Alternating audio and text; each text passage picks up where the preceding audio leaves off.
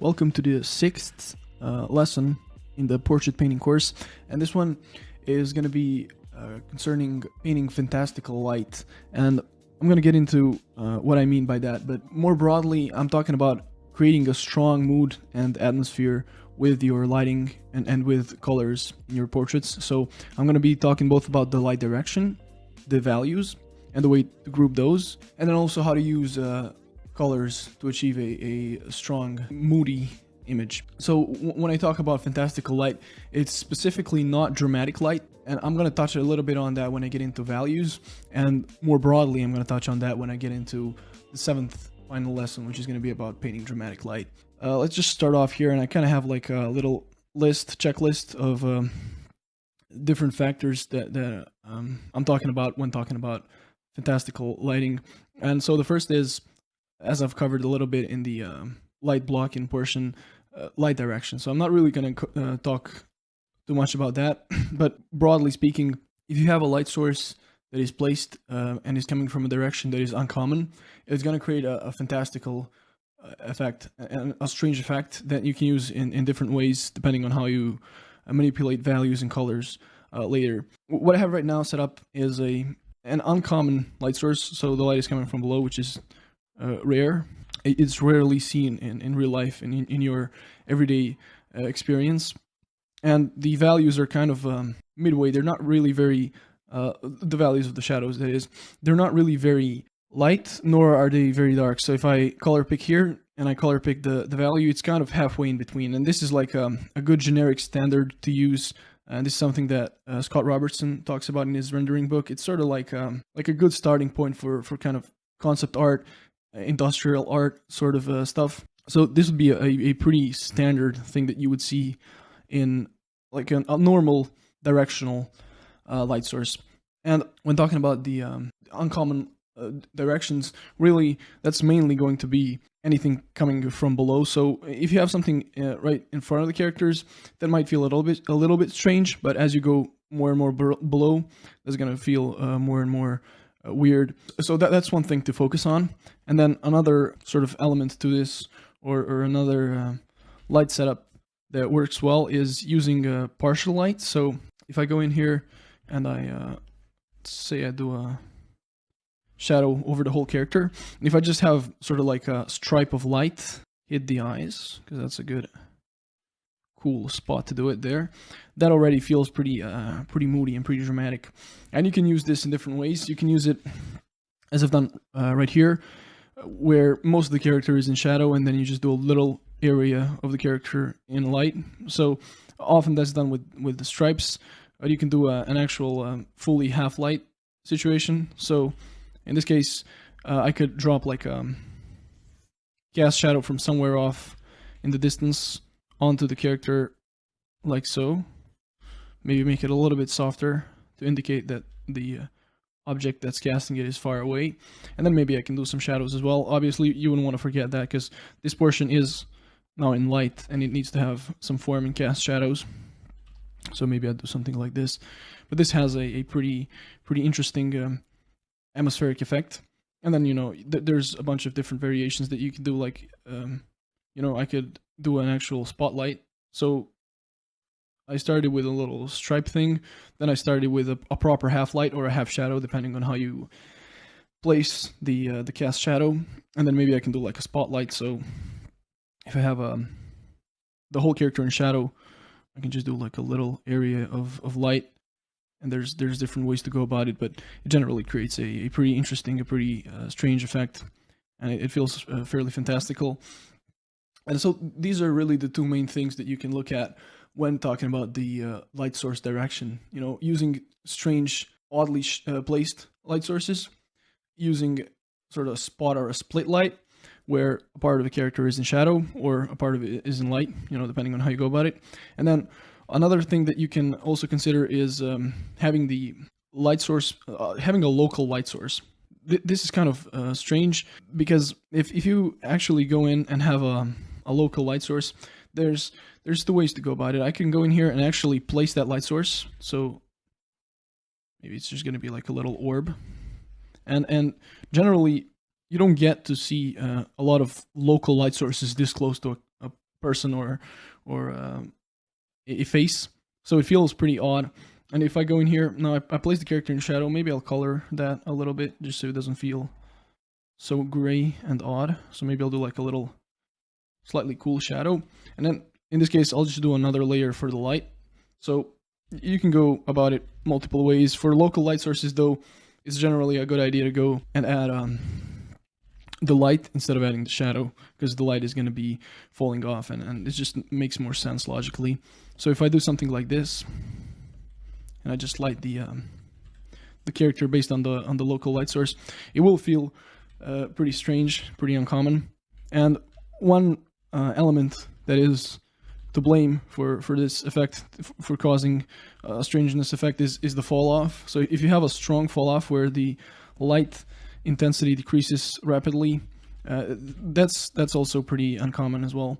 Just to reiterate, you can use a weird placement of the light in terms of the direction, an actual local light source, and you can place this in a variety of ways, and you can actually have the light source in the scene visibly, or you can kind of cheat it and like if I wanted to do a light source, a local light source from the front of this character, like the very front, I could actually just go in there and do a screen layer here and actually paint that in as a local light source.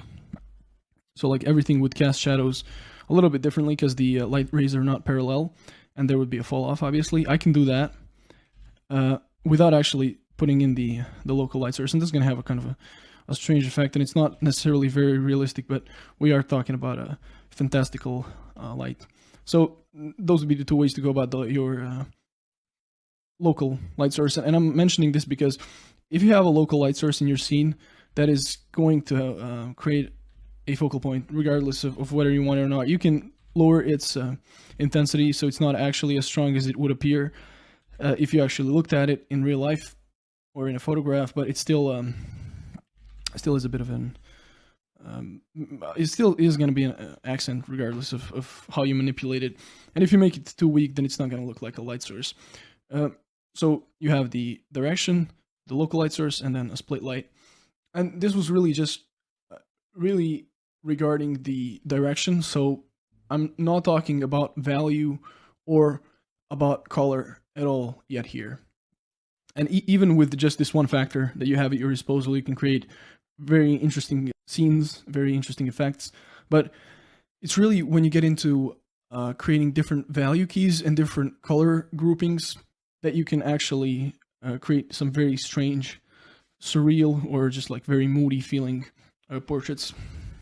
So I actually want to start off with talking about value keys in general and how using different keys would distinguish what I would in here term as a fantastical light source from like a dramatic light source. And it really comes down to contrast. So this is my light source, or my shadows in this case, I mapped out. And if I go in and make my shadows light and make my lights light as well, so maybe I'll just line that up. If I make both of them light, this is like a high key grouping, which means that both the darks and the lights are light, which is why it's high. On the other hand, if I go in, or you can phrase that as just like the whole value range being in the lights, so like from 1 to 3 or something like that. And this creates a very strange effect because it's not often what you see, especially paired with different stronger colors, but I'll get into that later. But just talking about value though, it is quite an interesting effect. And as I mentioned before, it deviates from this basic sort of halfway to dark, not really dark, not really light shadow that you usually get with like a generic light source. And that's why it feels more fantastical.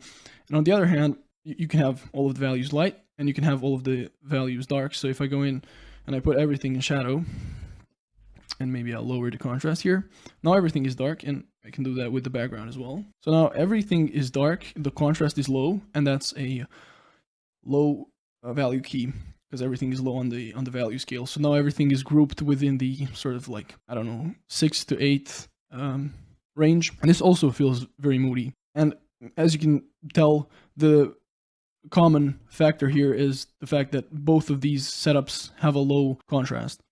And this is what I would term like moody or atmospheric light, is when you have a low contrast between the light and the shadow. What I sort of separate as dramatic light would be if I go in here and I actually make the lights light and the shadows dark.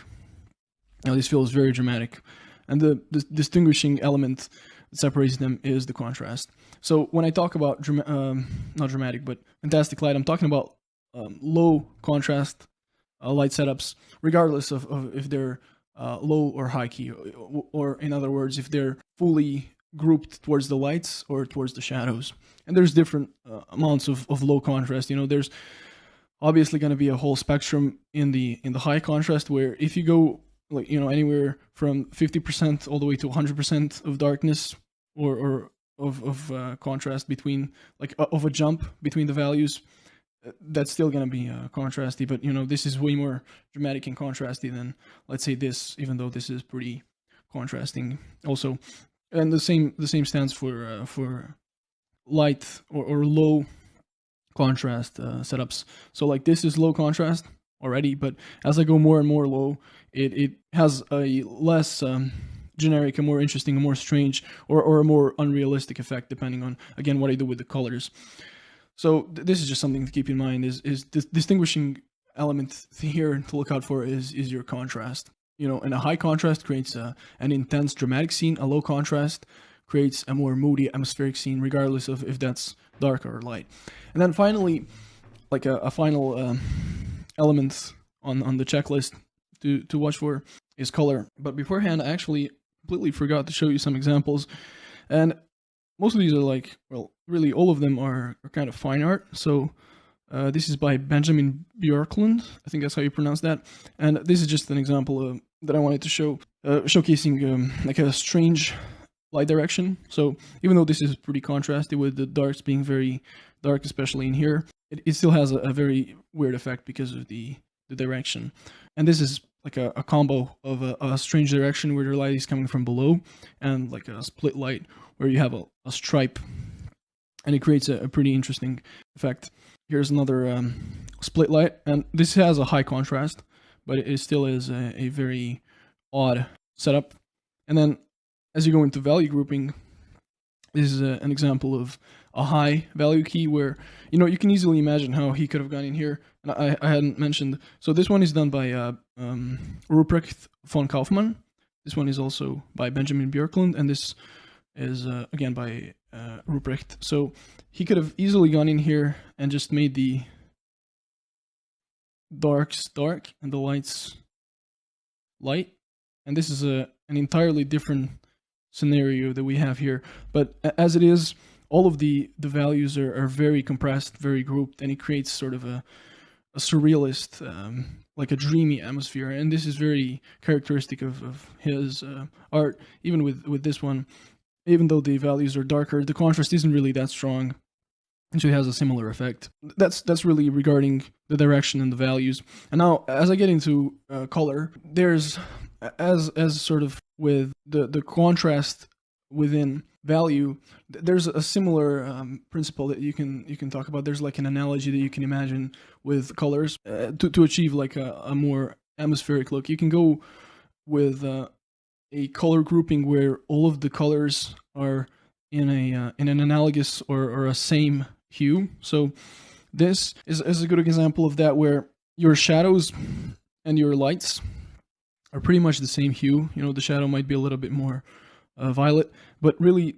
and there might be some oranges in the lights as well, but really all of it is within this little pocket of hue, which creates a very strong atmosphere. But on the other hand, you can have a complementary setup where, if you look at the shadows in here, and this one is done by Nick Runge, I think that's how you pronounce that, but the shadow is very, very blue, and the lights get pretty violet reddish. So this is like a completely complementary hue, and it also has a very interesting, fantastical effect. So when it comes to color and hue, really you can go both ways. But what is a distinguishing element is how strong and also how odd or like uncommon your colors are. So like this is a good example where it's sort of like in the middle. The light and the shadow aren't necessarily complementary, but they both have very distinct hues and saturations that you wouldn't necessarily expect for a portrait at all. So like this kind of a bluish purple desaturated color isn't what you would expect for a skin tone, but within the overall grouping of the image and this light setup, it works very well. And then this blue in the shadow is really very strong and very saturated, which feels odd as well. And it might be, explained away by this reflecting a blue light in there, but also it could be just a random or a deliberate choice made by the artist disregarding the physical laws. And that's kind of what the broad overarching point that I want to impress here is that even though there are the physical laws that constrain us in a big way, there's a large amount of flexibility to them. It's very helpful, and really the way to achieve mastery in thinking is to try to understand both the three-dimensional physical laws and the two-dimensional graphic laws at the same time, and to sort of incorporate those. And this lesson can be looked at in those two ways as well, like with the direction being more of a physical thing, but then with the value grouping and the color grouping, choosing your colors being a more 2D graphic abstract element that you can work and play around with. Now with showing the examples, I also want to do a little bit of that work on my character as well. I have made this this light here, which works well enough, but now I think I want to play around a little bit with the colors, because I think that's an interesting thing to show, to demonstrate. And when it comes to values, it's a little bit more simple. So if I want to make the overall value grouping light, I'll just go ahead and make everything light, and it's a pretty straightforward thing. And with grouping everything, now I achieve a cohesive effect, right? But with colors, there's a bit of back and forth with using saturation and with using complementary colors, which I think would be helpful to show. So I'll go with something that has more of a unified effect like this. And really, there's different ways to do it digitally. I'll start with the background, and that really helps. The background sets the stage and the environment, and sort of the fill light as well. So you can think about it as the setting within which the character is placed. So it's like the context. So maybe I'll do like a very bluish, something like this. Maybe it's kind of strange grouping. So now having done that, I can go about this a couple different ways. I could do, and this is actually what I suggest, but for the sake of demo, I won't do it. I could go in and actually pick the colors myself. And the way that I would do that is I would just sort of think about tinting my base. So I have my base color that is sort of like a neutral local color. And what I would do is I'd look at this, the saturation and the hue of this color here, and then I would try to move or to shift my color that way. So I would move towards like the blues, and I would desaturate. And so maybe I would do this. And if that doesn't work, if it's too strong, then I could sort of mix it in the actual image. So maybe I'll do like a light pass here, select that, and maybe I can use that. So now it's more subtle. But for the sake of speed, I'll go in here and I'll do a color balance. And I'll just tint the local color, the color of my background. So maybe I'll do something like this. This already feels pretty strange. And then I have a generic gray color for my my shadows. So what I can do is I can colorize those with a hue saturation filter. And then I can select this same color that I have for my my background, and I can actually saturate it a lot.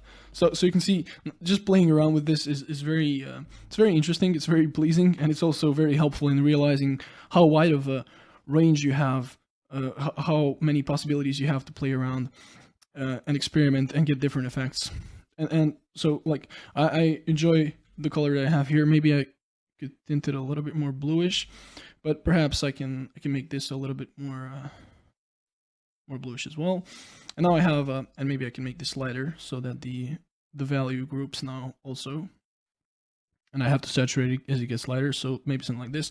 And I have a light or a high key value grouping and sort of like a bluish color grouping. And I can go even further with this. Like I could do a color layer. Take this color. Let me select that. Put it on here and just do like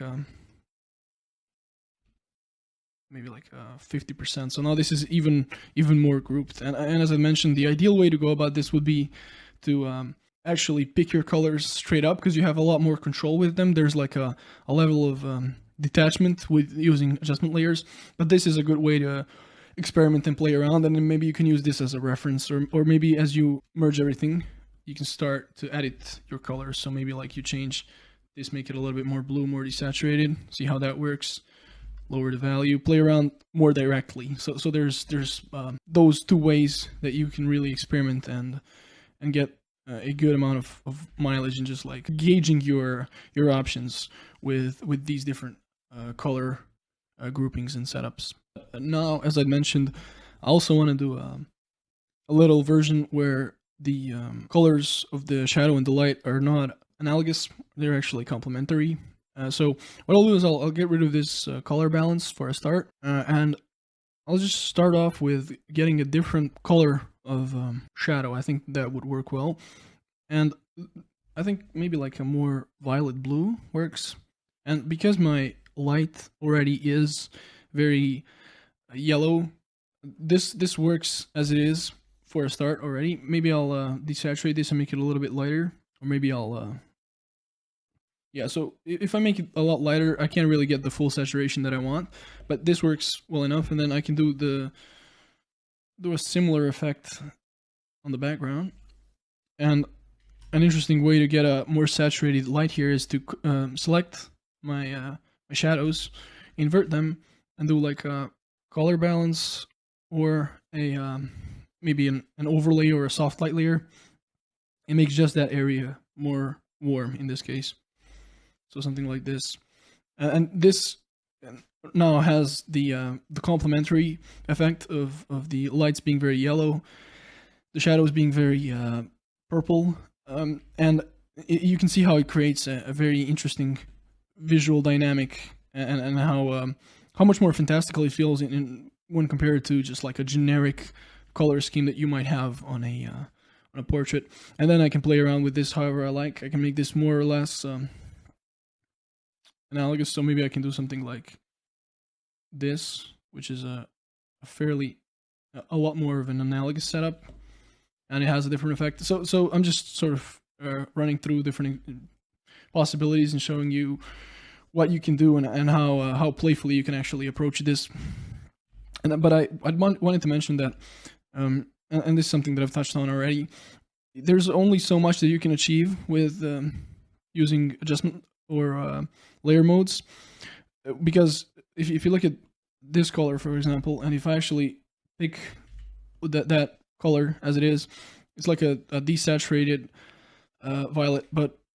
And if I go and saturate it, I really can't do it because it's just a multiply layer. So if I want to actually go crazy with it, I would have to maybe select that layer and use more layer modes. So maybe like a color mode where I go like really purple, or like I go very saturated there, and like very desaturated here, perhaps.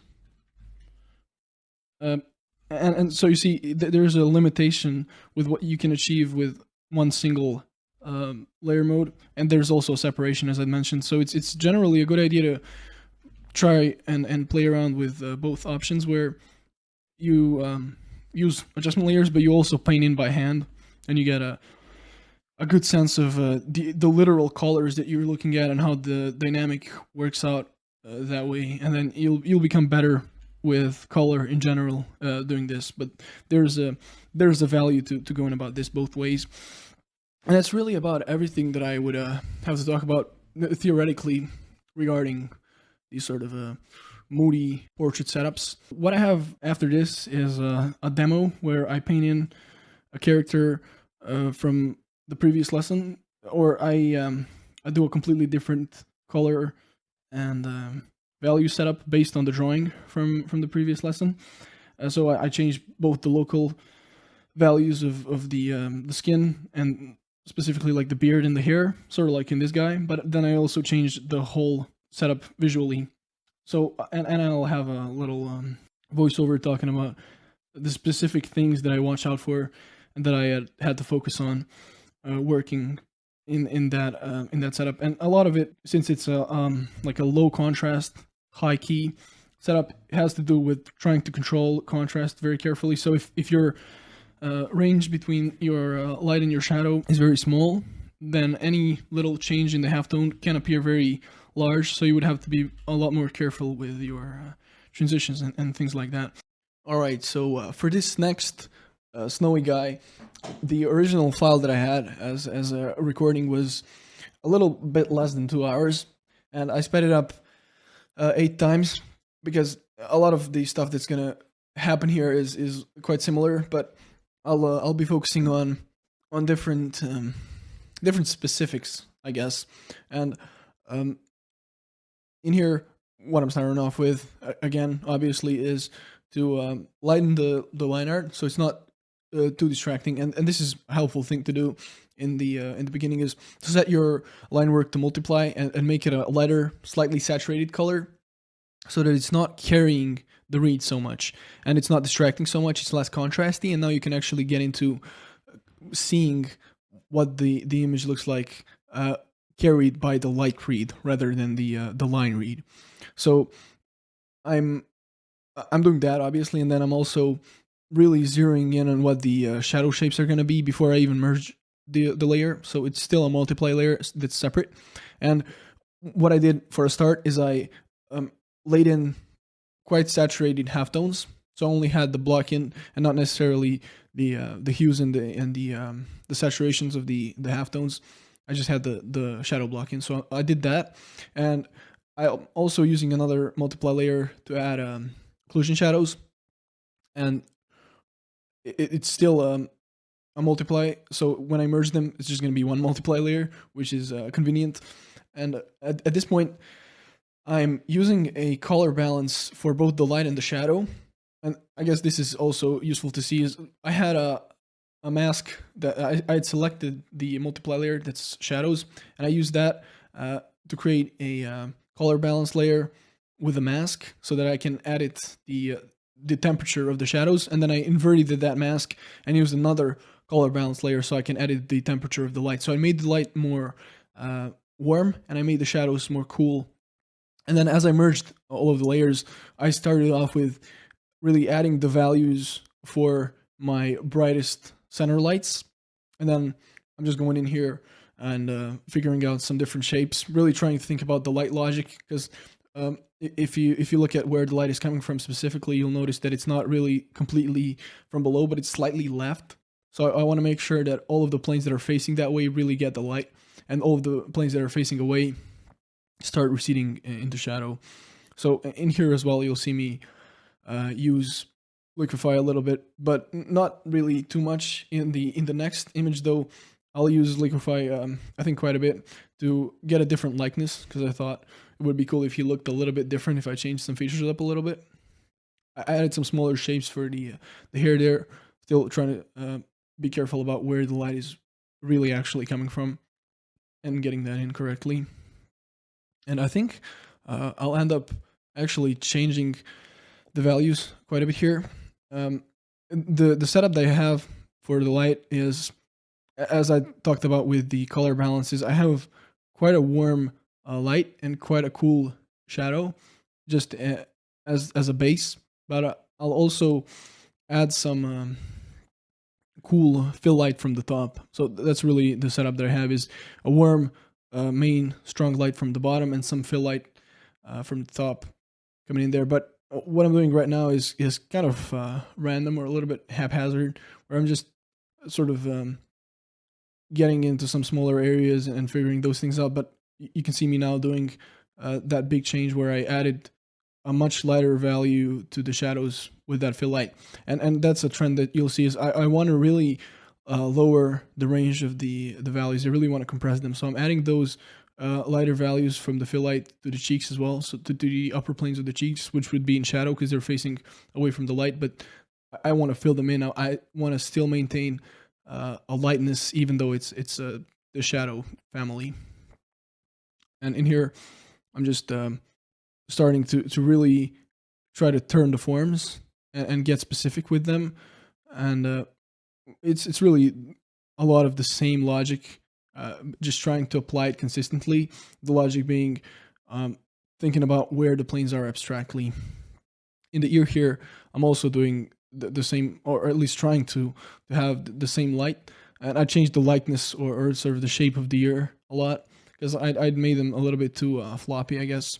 So I changed them. I end up changing them in all of the portraits, but I still have the cool fill light coming in from the top, and the shadow in that area specifically is very much just carried by ambient light or ambient shadow, maybe a better way to say it. And from that cool fill light, that's really all that's showing what's going on in the shadows, ambient occlusion and that fill light.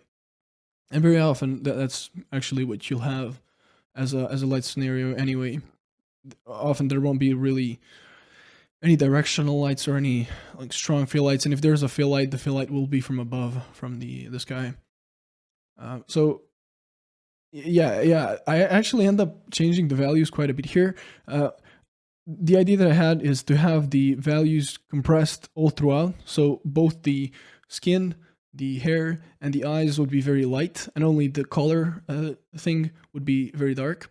But then as I move on and really start compressing the values in the whole face, I see that those sort of golden eyes are not really popping out at all. So I don't have a focal point, and that's a big issue, just design wise. So what I end up doing is making the eyes more sort of brownish instead of like a glowing gold, and I think that works well. But if I remember correctly, I actually make them even darker so they pop out even more. Because even though this is about rendering skin and rendering portraits, it is also in a big sense under the, well, just as everything, it's under the umbrella of design. So these are specific things that you're working on, rendering materials and showing the face.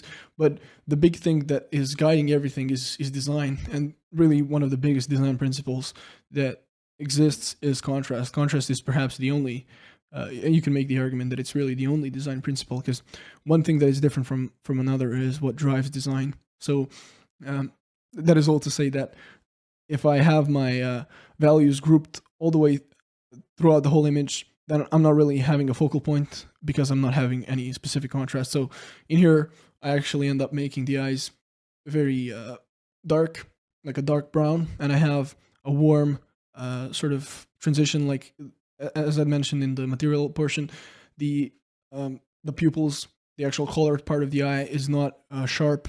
It doesn't have a sharp edge, so you can use a more saturated color as a transition. So you shouldn't really just smudge it. You should have a specific color as a transition. I think that just makes a good sort of effect, a vibrant effect. And you can see already from when I zoom out and I look at the image how much better the eyes pop out and how well they read. And I'd also thought as I added them that having the highlights would really help as well, because the highlights will be small, sharp, contrasty, in this case light shapes on top of dark shapes, so that will bring even stronger contrast to the eyes, which is what I wanted. I'm doing a little bit of work on the color and the stuff around the character, but I really want to finish those things up behind the scene.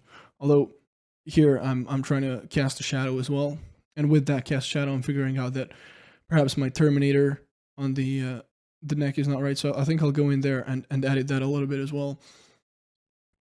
And you see me changing things up sometimes a couple times as well. Sometimes I'll just not be happy with the way that a certain portion is looking. So I think this is also a good sort of thing to see, is that as you get into rendering, you shouldn't be discouraged by things not necessarily going extremely smoothly all the way throughout. and you have to sort of accept the fact that you will inevitably have to change some things on the fly, and you will have to adjust and just make do.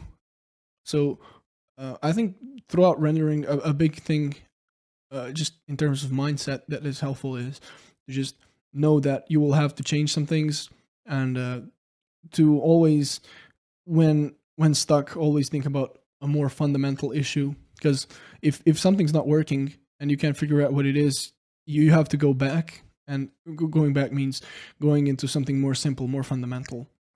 So that is, I think, something that will pop up with the last render as well. So in here, this is what I mentioned. I add a more clear terminator to the neck.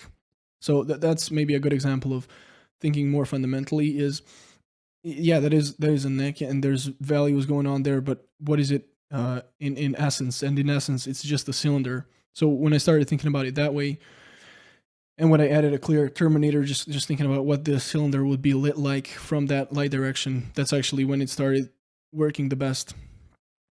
And here I sort of add some specifics to it. I render it a little bit more, but the overall idea was established just by a more basic thinking. And right now I'm using multiply to add some darker planes that face away from the light. I'd wanted a more bony structure, and when adding those planes, I was thinking about the jaw, or not the jaw, but the portion of the cheek that faces down, and then thinking about the skeletal structure. And in this specific image, it's a little bit different from the previous one because the values are so light that I didn't really have a separate specular layer. I didn't have a separate layer for the reflections, and I think I'll add those right at the very end, or maybe I'll not really add those at all, but I did add them in the eyes, but only at the point where I actually had them fully figured out.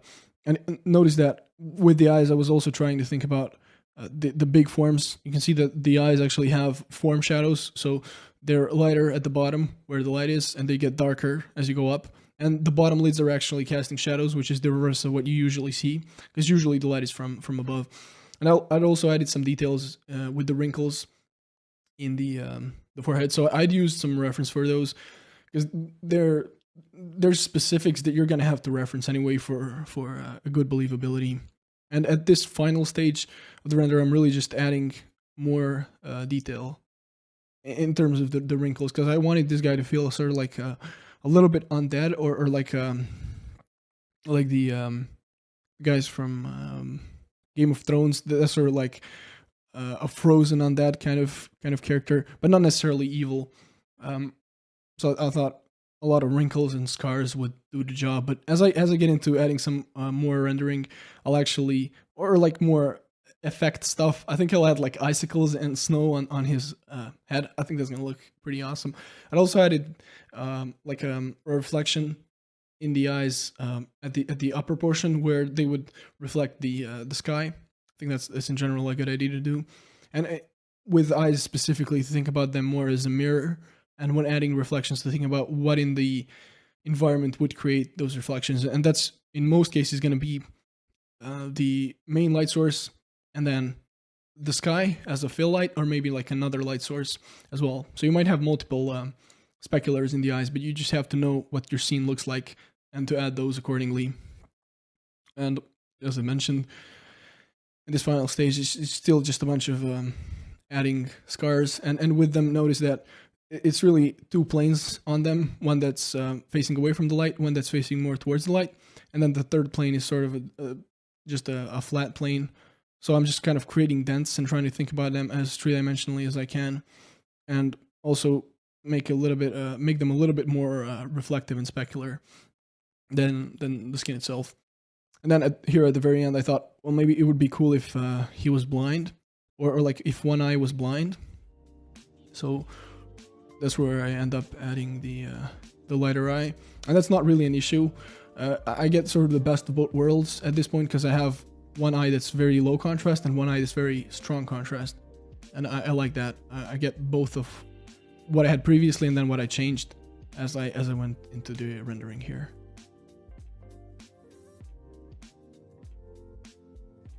And finally, as an assignment for this lesson, you should take a local color setup, run it through 4 different options of different value groupings and different color groupings. So what I suggest you do is you do, in terms of value, 2 high key and 2 low key options, just so you have all your bases covered. And then within those 2 options, you can play around with using different values, or not different values, but different hues and saturations for light and shadow. And you can have perhaps 2 analogous setups and 2 complementary setups, or not necessarily complementary, but setups that have different hues for different colors. And as you do this, you can do it very quickly, as I've demonstrated, if you have adjustment layers. But I suggest perhaps taking a couple of the options that you have and trying to play around with changing up the colors when you merge everything. So if I go in here and I just merge my adjustment layer here, I can go in and maybe play around with like a different saturation,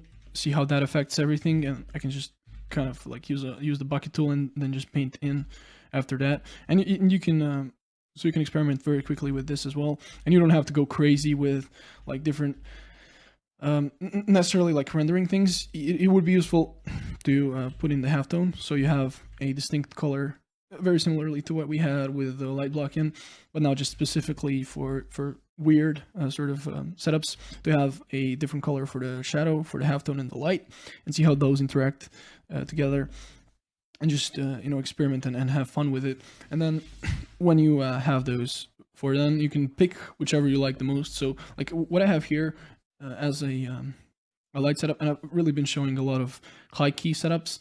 I can do a very similar, or I can very quickly turn this into a low key setup just by darkening it and lowering the value of the background.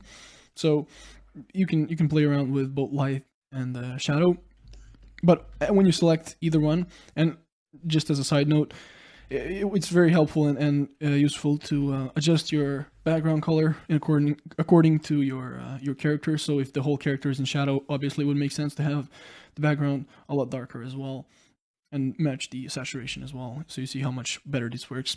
But as I was going to say, you just pick one of those options that you have and take it to a render that doesn't necessarily have to be to such a high fidelity as the previous one, but to a high enough fidelity where you place everything and you really have everything figured out in terms of your transitions, your edges, and things like that. So that would be the assignment for this lesson. Good luck and have fun.